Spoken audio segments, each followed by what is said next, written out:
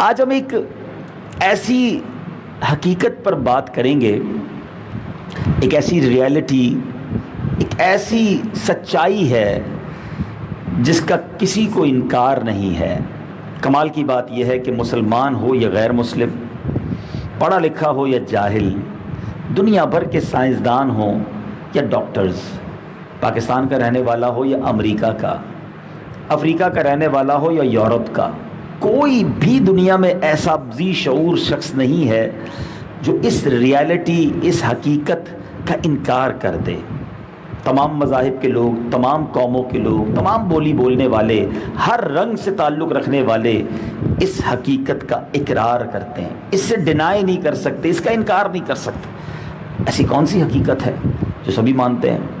اور ہم سب نے اس حقیقت کو فیس کرنا ہے، سب نے اس حقیقت کو پانا ہے۔ وہ کیا ہے میں ضرور بتاؤں گا، اور آج موضوع بھی وہی ہے، مگر اس سے پہلے ایک ایسا واقعہ جو اسی موضوع کو مزید ہمارے لیے واضح کر دے گا۔ حضرت سلیمان علیہ نبینا علیہ الصلوۃ والسلام اللہ کے نبی ہیں، اور ان کو اللہ تبارک و تعالیٰ نے بڑے کمالات سے نوازا۔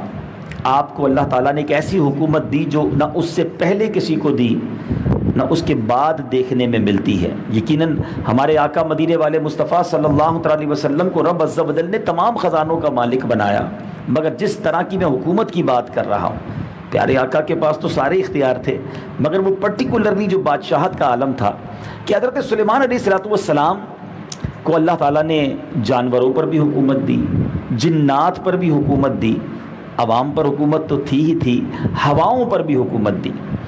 اب ماجرا یہ ہوا کہ حضرت سلیمان علیہ السلام کا دربار لگا ہوا تھا، اور ایک شخص حضرت سلیمان علیہ السلام کی بارگاہ میں بیٹھا تھا،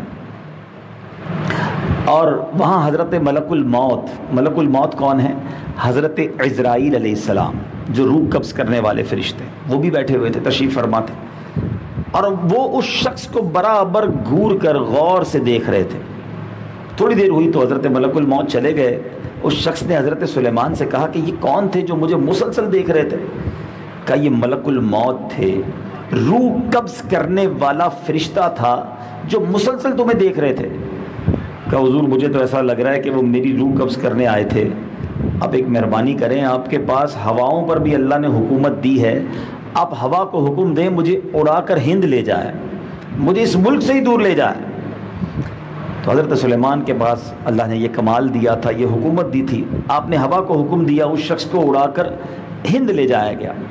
کچھ دنوں کے بعد ملک الموت پھر آئے۔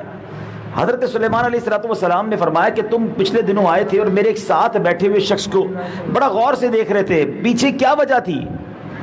ملک الموت عرض کرتے ہیں حضور مسئلہ یہ تھا کہ مجھے اس شخص کے بارے میں یہ بتایا گیا تھا کہ کچھ دیر کے بعد اس کی روح ہند سے قبض کرنی ہے، اور میں حیران تھا یہ آپ کے پاس بیٹھا ہے۔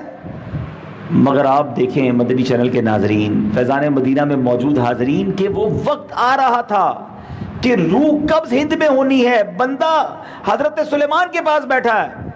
حضرت سلیمان نے دعا کی، ہوا کو حکم دیا، ہوا نے اسے ہند پہنچایا، اور جس وقت جو لمحہ جو جگہ اس کے مقدر میں تھی وہیں جا کر اس کی روح قبض کر لی گئی۔ یہ بات سمجھنے کی ہے، اور جس حقیقت کی میں بات کر رہا تھا نا کہ سارے مذہب کے لوگ، ساری نیشن کے لوگ، تمام قسم کے افراد مانتے ہیں کہ موت ایک حقیقت ہے، ڈیتھ ایک ایسی ریالٹی ہے جس سے کسی کو انکار نہیں ہے۔ ساری دنیا کے لوگ مانتے ہیں کہ مرنا پڑے گا، موت سے بچ نہیں سکتا کوئی۔ کہتے ہیں نا الموت باب کل نفس داخلوہا، موت ایک ایسا دروازہ ہے جس سے ہر کسی کو گزرنا ہے۔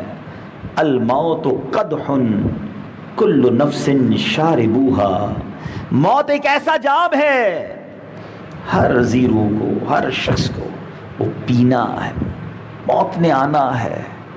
یہ وہ ڈیسٹینیشن ہے، یہ وہ آخری ٹھکانہ ہے جو مرنے کے بعد اپنے قبر میں جانا ہے۔ مگر اس آخری ٹھکانے کی ہمارے پاس کیا تیاری ہے؟ اس لاسٹ ڈیسٹینیشن کے لیے ہم نے کیا سوچ رکھا ہے؟ آج دنیا میں ایک وائرس کی وجہ سے خوف ہے، ایک پینک ہے، ہم اللہ سے دعا کرتے ہیں کہ رب کریم تمام دنیا کے مسلمانوں کو، ساری امت کو اس وائرس سے محفوظ فرمائے، ہر قسم کی آفت اور بلا سے بچائے۔ مگر ایک کیلکولیشن بتائی جاتی ہے کہ لاکھوں میں کسی ایک کو یہ وائرس ہوتا ہے، کرونا وائرس کی اگر بات کریں، اور اس ایک میں بھی 100 میں سے 3% بتایا جاتا ہے، فیٹلٹی ریشیو ہے کہ 100 میں سے 3 افراد، اگر 100 لوگوں کو کرونا وائرس ہو جائے تو 3 افراد ایسے ہیں ان میں سے پاسبل ہے کہ جو دنیا سے جائیں گے، باقی 97 لوگ کور ہو جاتے ہیں۔ اتنا کم ریشیو جس میں اموات کا ہے، لوگ اس کی اس لیے ڈرے ہوئے ہیں، اس کے لیے احتیاطی تدابیر کر رہے ہیں، اور یقیناً کرنی چاہیے، اپنی صحت اور اپنی جان کا خیال ضرور رکھنا چاہیے۔ مگر وہ لاکھ افراد جن میں سے کسی ایک کو اگر ہو سکتا ہے کرونا وائرس، لیکن وہ لاکھ کے لاکھ یقینی طور پر مریں گے، یہ تو طے ہے نا۔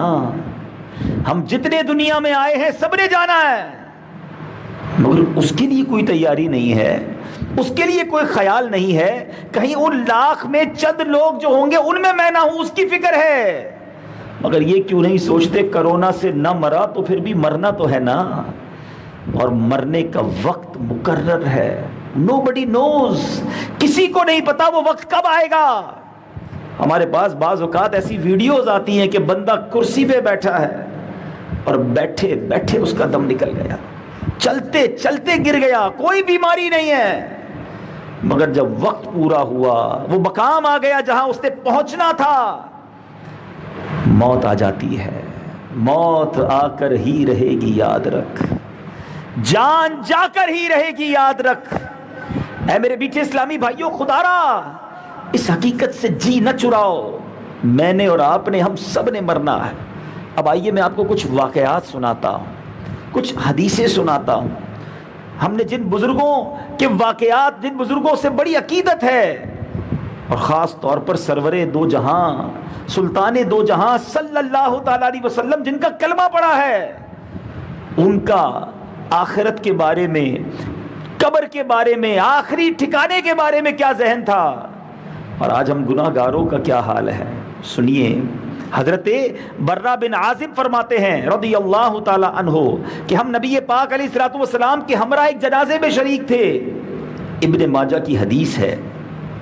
تو آپ علیہ الصلوۃ والسلام قبر کے کنارے پر بیٹھے اور اتنا روئے، نبی پاک نے اتنے آنسو بہائے کہ جو مٹی تھی وہ بھیگ گئی، اور پھر فرمایا اس کے لیے تیاری کرو۔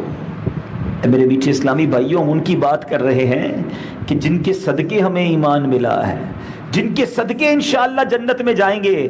ارے وہ قبر میں جب آئیں گے تو امید یہ ہے کہ ان کا دیدار کر کے ان پر درود پاک پڑھیں گے۔ میرے آقا کی قبر میں آنے کی امید پر اس شاکان رسول جی رہے ہیں، مگر خود سرور کائنات صلی اللہ علیہ وسلم نے ہماری تعلیم کے لیے، ہمیں سمجھانے کے لیے کیا طرز عمل اختیار کیا کہ قبر کے کنارے آنسو بہا رہے ہیں کہ اس کے لیے تیاری کرو۔ یعنی قبر کے حوالے سے جو ذہن دینے کا معاملہ تھا، جب جو صحابہ کرام نے دیکھا تو پھر صحابہ کا انداز کیا ہوتا تھا؟ اللہ اکبر، امیر المومنین ذو النورین حضرت عثمان غنی رضی اللہ تعالیٰ عنہ، یاد رہے یہ وہ شخصیت ہے جو قطعی جنتی ہیں، ڈیفینیٹلی جنتی ہیں، ایک بار نہیں 2 بار میرے آقا نے دنیا میں انہیں جنت کی بشارت عطا فرمائی، ایسا مرتبہ۔ مگر اس کے باوجود آپ کے بارے میں آتا ہے کہ آپ جب قبر کے پاس جایا کرتے، قبر پر کسی کی تشریف لاتے تو اتنے آنسو بہاتے کہ آپ کی داڑھی تر ہو جایا کرتی۔ کسی نے عرض کی کہ حضور جنت اور دوزخ کا تذکرہ کرتے وقت آپ نہیں روتے اتنا، مگر قبر پر بہت روتے ہیں، اس کی وجہ کیا ہے؟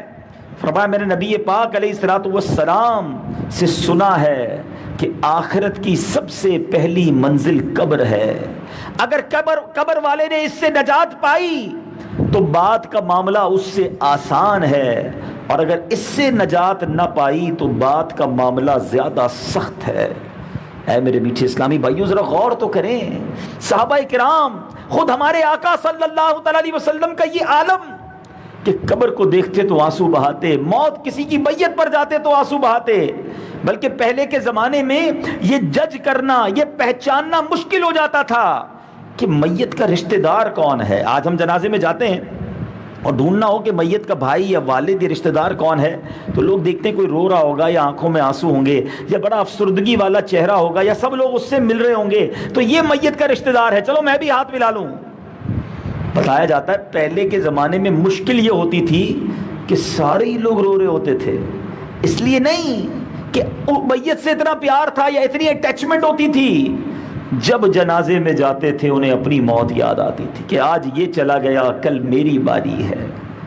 سوچئے میرے میٹھے اسلامی بھائیوں، یہ مسجد سے جو اعلان ہوتا ہے کہ فلاں بھائی کا رضا الہی سے انتقال ہو گیا، اتنے بجے نماز جنازہ ادا کی جائے گی، کبھی سوچا کہ یہ جو فلاں کا لفظ کہا گیا ہے اس میں کبھی میری بھی باری آنی ہے؟ اے جنازے میں شرکت کرنے والوں، ہم کہتے ہیں کہ جناب صفے درست کر لیں جنازے کے لیے اور جناب نماز جنازہ ادا کی جائے گی، کبھی سوچا کہ جو آج ڈولی میں میت پڑی ہے کل میرا جنازہ رکھا ہوگا؟ اے جنازے کو کاندھا دینے والوں، جب کاندھا دے کر قبرستان جاتے ہو تو کبھی سوچا کہ آج کسی کو کاندھا اٹھایا ہے، کہ آج کسی کو کاندھا دے رہا ہوں، کل کچھ لوگ ہوں گے جو مجھے کاندھا دے کر قبر کی طرف لے جا رہے ہوں گے۔ اے قبرستان میں قبروں کے اندر مردوں کو اتار کر مٹی ڈالنے والوں، کبھی سوچا کہ اعلان ہوتا ہے کل کی مٹی دے دو، سب لوگ تھوڑی تھوڑی مٹی کل شریف پڑھ کر ایک رومال میں جمع کر رہے ہیں، پھر جب قبر میں مٹی ڈال دی جاتی ہے، سلیبیں لگائی جاتی ہیں، تو کوئی کہتا ہے دیکھو وہ سوراخ رہ گیا ہے، ارے اس کو بھی ڈھک دو، یہاں بھی ایک پتھر لگا دو، ارے کہیں سے روشنی ہوا کی جگہ نہیں چھوڑی جاتی۔ کبھی سوچا کہ اسی طرح میں قبر میں پڑا ہوں گا اور میرے ہی دوست میرے ہی رشتہ دار کہہ رہے ہوں گے کہ دیکھو وہ چھوٹا سوراخ رہ گیا ہے، اس کو بھی بند کر دو، ہوا نہ جانے پائے، کسی طرح کوئی روشنی کی جگہ بھی نہ بچے کیونکہ اس سے کیڑے نہ چلے جائیں۔ یہ کیوں خیال نہیں آتا؟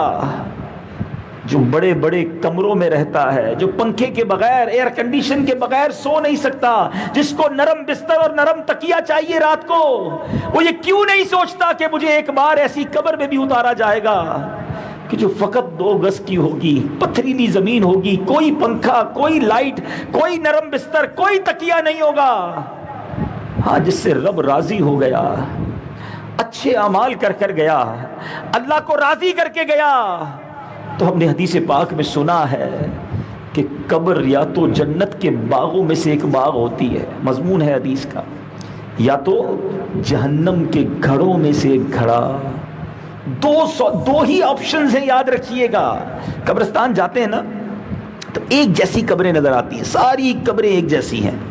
دنیا میں اگر ہم کسی کالونی میں جائیں تو گھر بتا دیتا ہے کہ بندہ اندر سے کتنا امیر ہے، بڑا بنگلہ ہو، بڑی کالونی میں رہتا ہو، سمجھ جاتے ہیں یار جب 10 کروڑ کا گھر ہے تو صاحب گھر بھی بڑا امیر ہوگا۔ چھوٹا سا گھر، جھونپڑی ہو، ٹوٹا پھوٹا گھر ہو تو باہر سے دیکھ کر پتہ چل جاتا ہے کہ اندر مکین کے حالات اچھے نہیں۔ مگر قبرستان کا معاملہ ایسا نہیں ہے، ساری قبریں ایک جیسی نظر آتی ہیں، لائن سے قبریں بنی ہوئی ہیں۔ کبھی جاؤ قبرستان میں، قبرستان کو شہر خاموشاں کہتے ہیں، خاموشی طاری ہوتی ہے، مگر یہ قبریں سب الگ الگ کہانی ہوگی۔ قبروں کے اندر